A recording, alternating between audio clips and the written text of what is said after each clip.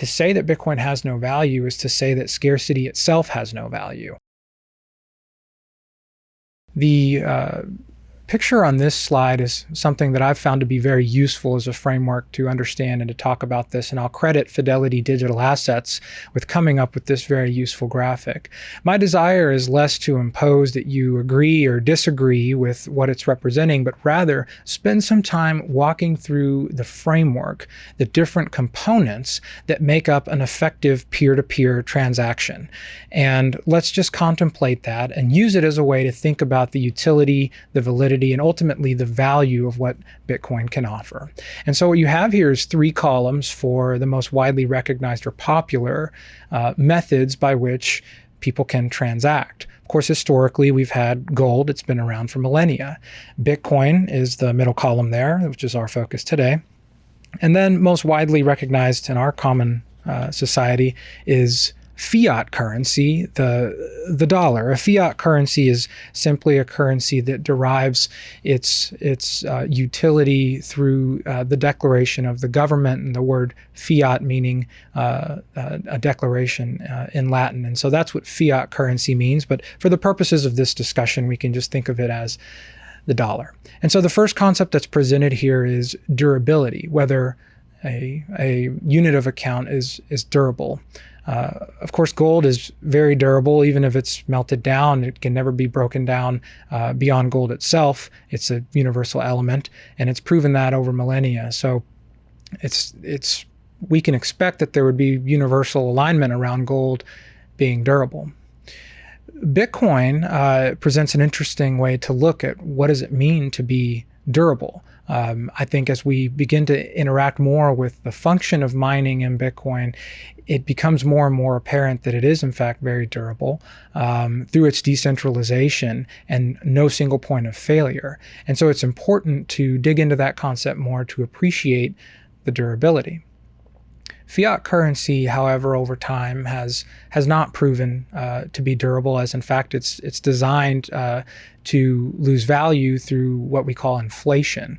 And so that's really a central issue that we've all experienced and is an important differentiator when we think about the unit of account that we choose to transact in our day-to-day lives. The next item that we can look at is divisible. Again, this is a critical component of an effective unit of account for use in transacting. And it's been a central struggle of using gold and silver and really any hard metal. The only way to really make it more divisible is to melt it down, which requires time and equipment, and also introduces the risk of counterfeiting anytime that you're melting something down. And so that's been a central challenge over the decades with using gold as money, and ultimately was part of why fiat currency proved to be more useful. Of course, it's easily divisible. And if new units of account within that fiat currency need to be created, it's as easy as the government declaring that there'll be a new $200 or $300 bill if we determine that to be required.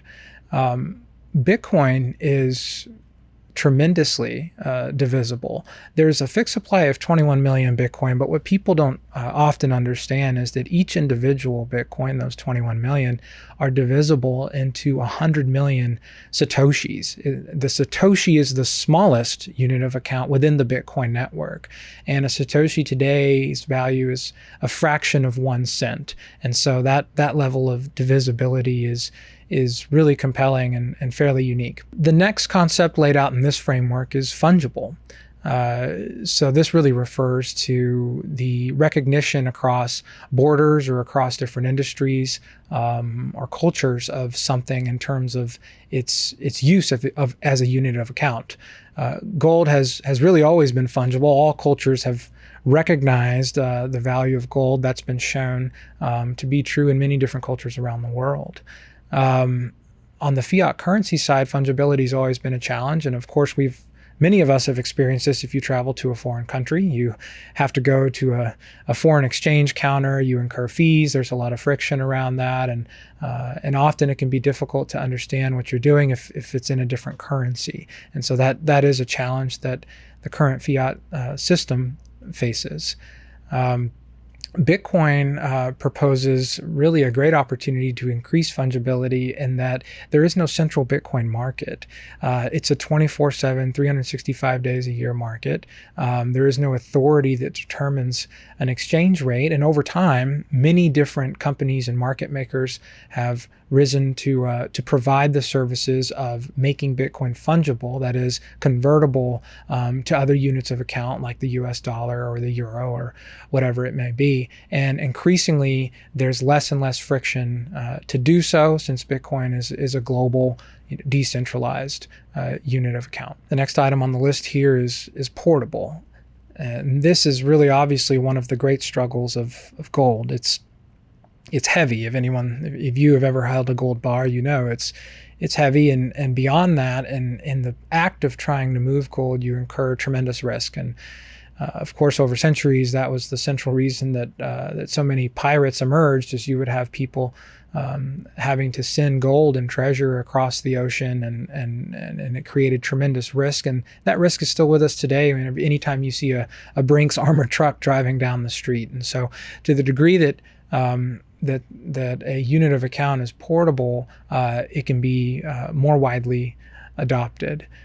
Fiat currency has enjoyed a lot of adoption because it is a lot more portable than gold. And one of the main reasons that paper money was created centuries ago was as a paper representation of gold deposits, precisely so that it could be more portable, more easily used in international commerce. And that makes perfect sense.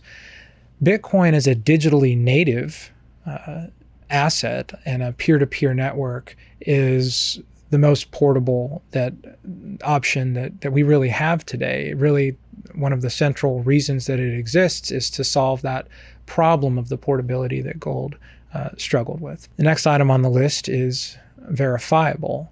And again, I'd already mentioned the struggles of gold. There have been many accounts of counterfeiting gold, or entities claiming that they hold gold in reserve that they don't hold in reserve, because the only way you can verify at the end of the day is for you personally to be present when the gold is melted down. That is really the way to eliminate a counterparty risk in a gold denominated system. Fiat currencies have struggled widely with counterfeiting. That's a widely known problem.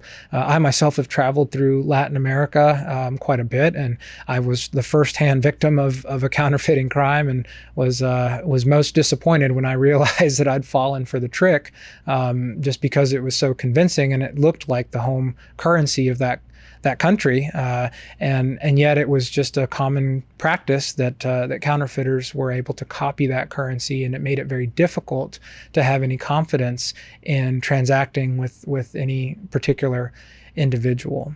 This is an area where Bitcoin shines. It's extremely inexpensive, open source, open to anybody to opt in to participate in the Bitcoin network. And once you hold your own private keys on the network, you can have a very high level of confidence that the Bitcoin that you are holding is in fact Bitcoin, and there's really no additional cost around verifying that. And that's really a tremendous advancement for freedom and to facilitate transacting in a digital economy. The next concept that we're going to cover is scarcity, whether or not a unit of account is scarce. This was where gold always shined, if I can use that term. We know that gold is scarce because over centuries, many people have tried to find more of it.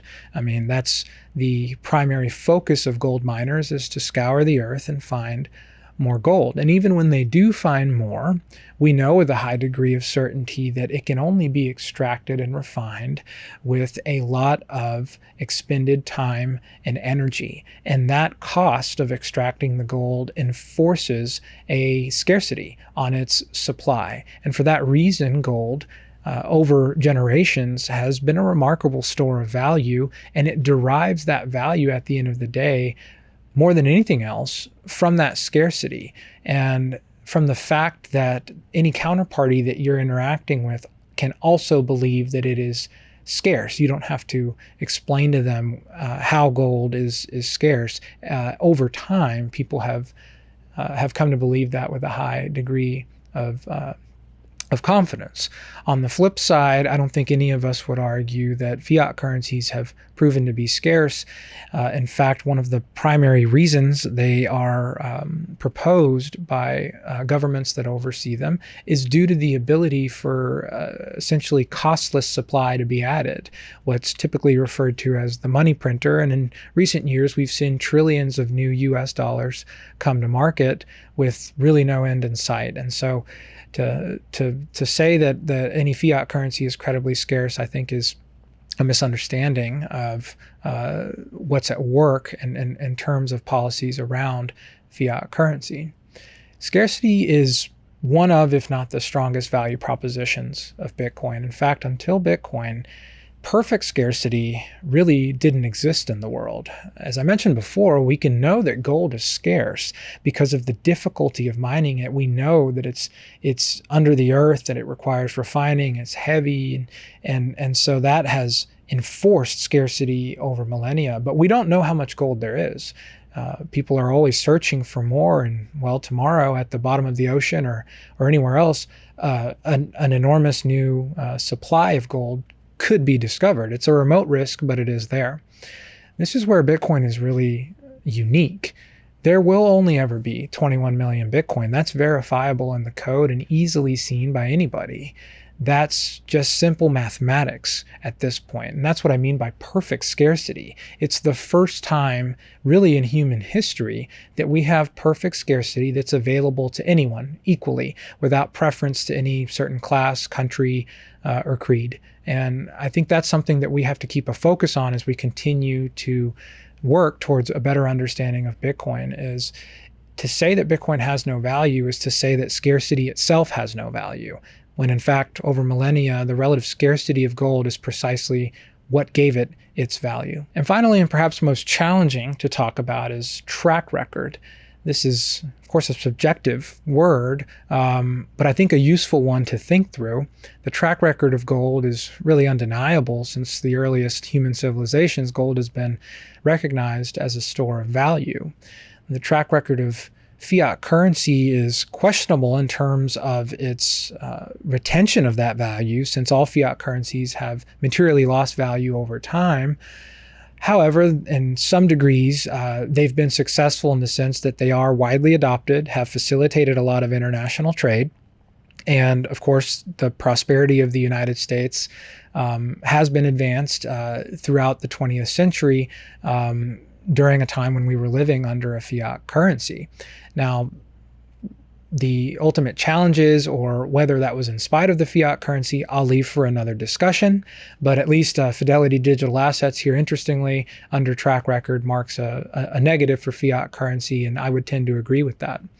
Bitcoin finds itself in kind of a no man's land, if I can call it that, in terms of track record. Of course, it is the youngest. It only came into existence in 2008, and much more recently than that became an object of mainstream discussion.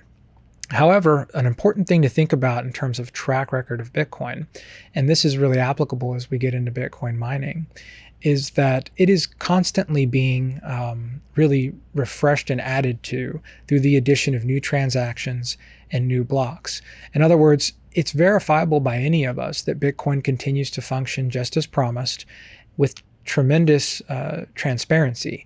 And in my opinion, a single year of Bitcoin proving that it can do that is worth a lot more than, in terms of overall track record, than other assets that have maybe been around for longer. And so I think it's a concept worth thinking about, that perhaps track record cannot simply be measured by time, but also by technological advancement and the transparency around whether or not an asset delivers what it purports to deliver. Hey, it's Amy.